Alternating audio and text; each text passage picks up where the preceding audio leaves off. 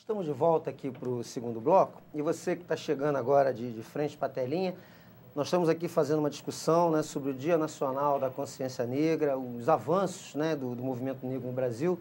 E estamos recebendo dois convidados, a Renata Cristiani e o Fábio MC. Mas, Renata, a gente finalizou o primeiro bloco entrando exatamente na polêmica questão das cotas raciais. E eu queria que você desse continuidade, que você colocasse realmente, de forma bem clara, realmente, o teu posicionamento sobre isso. Eu queria até falar um pouquinho mais profundamente. Para respaldar teoricamente, por que defendo a questão das cotas? Como eu falei, o negro começa a ter oportunidade com Getúlio Vargas. Pasme, isso 1930. Década eu estou falando de 30. outro dia. Eu estou falando há menos de 100 anos atrás. Foi a oportunidade que o negro teve de ingressar numa escola pública.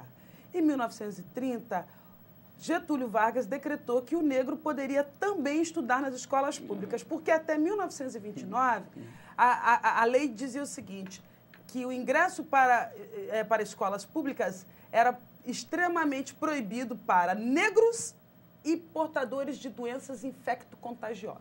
Impressionante isso. Eu estou falando de 1929, estou falando do outro dia. A partir de 1930, os negros começam a ter oportunidade de se educar numa escola pública. Sim, porque eles vêm da abolição, evidentemente não tinham dinheiro para pagar educação particular. E, evidentemente, que os professores também não queriam ensinar negros. E, quando ensinavam negros, eram negros que eram filhos de senhores de engenho, que depois tiveram lá com suas mucamas, ou então...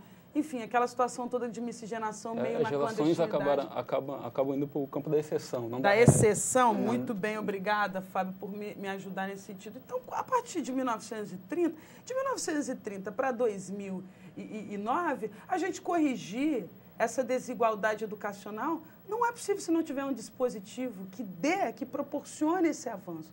Agora, eu particularmente defendo a questão das cotas para negros, mas eu me sinto muito contemplada enquanto cidadã brasileira se o projeto permanecer como cotas para estudantes das escolas públicas.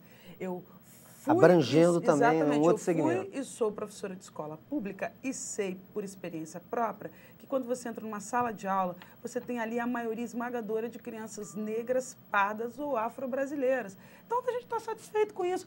E os brancos que estiverem lá, ou de outras etnias, são também, de alguma maneira, pessoas que merecem essa consideração, porque eu acho que universidade pública é para quem não pode pagar. Perfeito. Logo, concordo é para estudante de escola pública. Então, não tem o menor sentido a gente permitir que, por exemplo, a Rede Globo, de maneira descarada, seja defensora do fim das cotas, porque, evidentemente, vai atrapalhar a sua elite branca que ocupa os espaços de jornalistas, de estudantes de comunicação na UERJ, na UFRJ, na UF.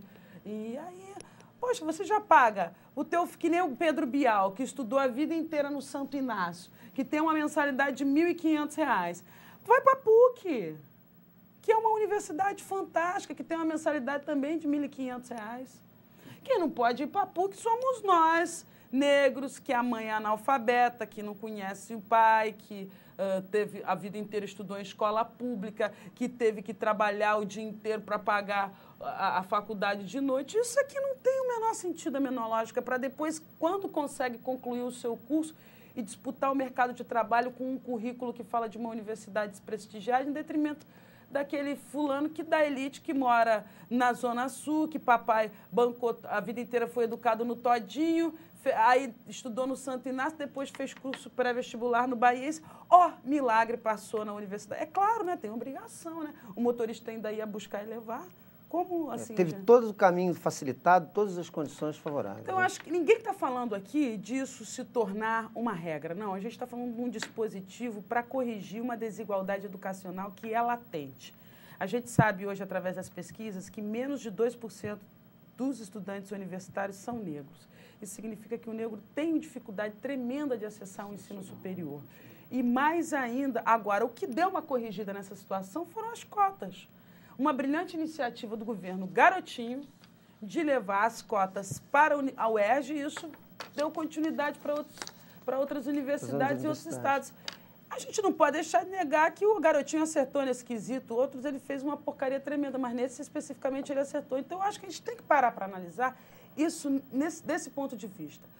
Não é justo. Quem não pode pagar uma escola pública, uma escola de ensino fundamental, também não pode pagar de ensino médio e, por nem conseguinte, a universidade. Superior. Então, vamos fazer. O certo é o certo, gente, por favor. Não, correto, correto. Agora, isso também é importante dizer, Renata, passa por uma melhor representatividade política do povo negro, do povo trabalhador mais pobre. Porque se a gente manter essa representatividade branca de elite dentro do Congresso Nacional, politicamente, para atingir essas conquistas, nós não vamos avançar. Então é bom que o telespectador que está nos ouvindo, na hora de você escolher o seu representante político, essas questões que a Renata está falando são fundamentais. Porque você tem que ter em mente que tem que ter alguém lá para defender os seus interesses. Então é um ponto de reflexão para o ano que vem, que inclusive é ano de eleição.